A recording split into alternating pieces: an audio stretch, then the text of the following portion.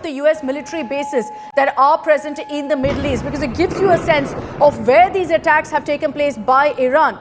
All surrounding, and it's important to highlight here that they're all close to Iran. Whether it's Bahrain, the footage of which you still see on your screens, this is a US naval base. In Qatar, you have the Al Udeid air base. That's also on alert. We understand that in Qatar, the attack was thwarted. Missiles were fired, but did not manage to hit. In Kuwait, where you have the very important logistics and command base, the Camp Arif Jan, that's been attacked too. Now, we don't know if that's the base or the other ones, because there's also an air base that's there in Kuwait. We're still awaiting those details, but we do know that Iran has struck these bases in Kuwait as well.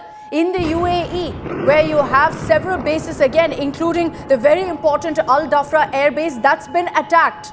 The amount of damage, we don't know just yet. Iraq, 2 explosions have been reported. 1 person has been reported dead as well. Now, let's put the focus on the latest footage that's coming in right now. I'm just going to confirm for you exactly where that location is coming in from. Okay, that's from Abu Dhabi in UAE. And you're seeing now every major part of the Middle East being rocked by explosions. Imagine the shock for the people of Abu Dhabi. On the streets of Abu Dhabi now, you're seeing plumes of smoke, explosions being reported. We don't know the nature of explosion at this point. Was it to target any important installation? Was this again at US bases? We'll get that confirmation for you, because at this point, there's footage trickling in from across the Middle East, from each of these countries, of attacks, of strikes, of counterattacks by Iran. Iran is making it very clear that whether it's Operation Roar of the Lion launched by Israel or Operation Epic Fury by America, both will be given a fitting response. As we speak, there have been reports also suggesting that there have been missile attacks at Israel as well, which Israel is actively thwarting, considering they have the Iron Dome, an active defense system that immediately warns them of any incoming missiles. There have been several warnings issued by the governments, by the regimes in the Middle East countries, warning citizens, residents to stay indoors, to stay safe. In some countries, they've asked them to also go into bunkers, to go into a duck and cover mode. A duck and cover mode to ensure that they remain safe in light of the strikes, explosions, missile attacks that have been reported in several parts, whether it's in Doha, Abu Dhabi, or several other locations, Bahrain, Kuwait. There have been reports of explosions in Iraq. I can go on and on. That list is long of countries now where the war has spread to. I'm going to bring in Yore Lieberman, who is joining us from Tel Aviv. First of all, Yore, I hope you're okay. I hope you and your family are safe. Take us through what's the situation currently in Tel Aviv. Are you in a bunker? Yeah, hello. We just came out from the bunker. The bunker is right here behind me. There were several alarms this morning. Each time people were running to the bomb shelters. A few explosions have been heard quite from a distance. Jets are being heard as well from above. Reports have been said that from at the city of Haifa in the north of Israel, there were a few impacts, and security forces are on the way to check what happened. Yeah, situation is quite tense, and people are waiting to see how it develops. Panic. I'd imagine that, with how unpredictable things are and the fact that we're seeing now strikes taking place across the Middle East, is there a sense of panic and worry among residents? Are sirens constantly going off? Have you been able to hear any explosions in Tel Aviv? Well, sirens have been launched 2 or 3 times here in where I am. People are stressed running into the bomb shelters. This is the day off. This is a Saturday. It's a day off here. So people, all of them are at home. No one goes to work. People were running into the shelters, kids.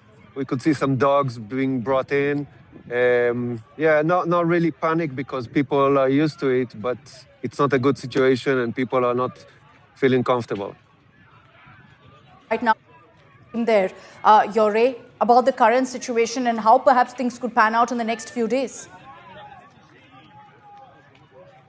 I'm sorry, I couldn't hear your question. Can you I repeat, was please? Sorry. asking you what's the communication that's come through from the Netanyahu government to the people of Israel, or what the situation could be perhaps in the coming days. Well, we've been reported that Israel have started this strike together with the U.S. People are waiting for long days of war here, and a little bit unknown and unclear what will be next. Well, we don't really think it's going to end quickly here. So people are getting prepared for a long-term stay at the bomb shelters and at least being nearby. All people will not go to work tomorrow on the next few days until we will hear back from the government and what will be developed. Yore, I also want to understand from you. We know that in light of what's happening and the missiles, drone attacks being fired by Iran, the Iron Dome has been active in thwarting some of those attacks. But has there been any confirmation on whether any of those missile attacks have actually hit some of their targets in Israel? We've heard some impacts in the north city of Haifa. Okay. I do not know yet if no reports of any injured or human harms. So we're waiting to hear back from the security forces who went to check the place. Okay, we really hope there have been no casualties. But thank you very much, Yore, for joining us with that update. Stay safe out there. I hope you and your family are doing okay. For most Israelis, as Yore pointed out, this is something that they're used to. You're hearing sirens and rushing to the nearest bunker. But perhaps with the kind of escalation we're seeing right now, Israelis too are very, very concerned about what could happen in the days to come, looking at the situation right now. We're showing you more and more footage of what's really happening on the left of your screens. You can see people gathered there in bunkers, trying to ensure that their loved ones remain safe. We're still getting in footage from many of the other Middle East countries that have also been essentially casualties of this escalation. That US bases and other establishments have been targeted in these countries. In some cases, like the case of Qatar, they have successfully managed to thwart all these attacks. But the likes of Bahrain, you can see the footage on your screens of the thick plumes of smoke emerging from the heart of their cities, which is so concerning to see because you also then wonder whether there have been any casualties. I'll bring in also Ambassador Dogra on this broadcast. Ambassador, looking at the footage that's coming in, I'll just highlight that I've got from Escalation in Israel, footage of people coming together, offering prayers from a bunker, I presume, and that tells you really the mood in Israel. They're praying for their well-being, they're praying for the country, obviously at this time, considering that there has been what's been seen as an unprecedented escalation. But Ambassador Dogra, looking at the way it's spreading and spreading fast across the Middle East, one tends to wonder, this has happened in a matter of hours, what's the end game going to look like? Well, quite frankly, I'm not surprised because Iran had made it very clear that if the war is started by Israel-USA, then it will spread to the region. In fact, if I recall the words correctly, the region would be on fire. Iran is doing exactly that, and Iran is doing it for self-preservation. The other thing I want to point out is that throughout the negotiations, Iranian foreign minister had always come out of the meetings and said, the meetings have been constructed and I look for a way forward. He was never negative, unlike the American negotiators with Kauf and Kushner.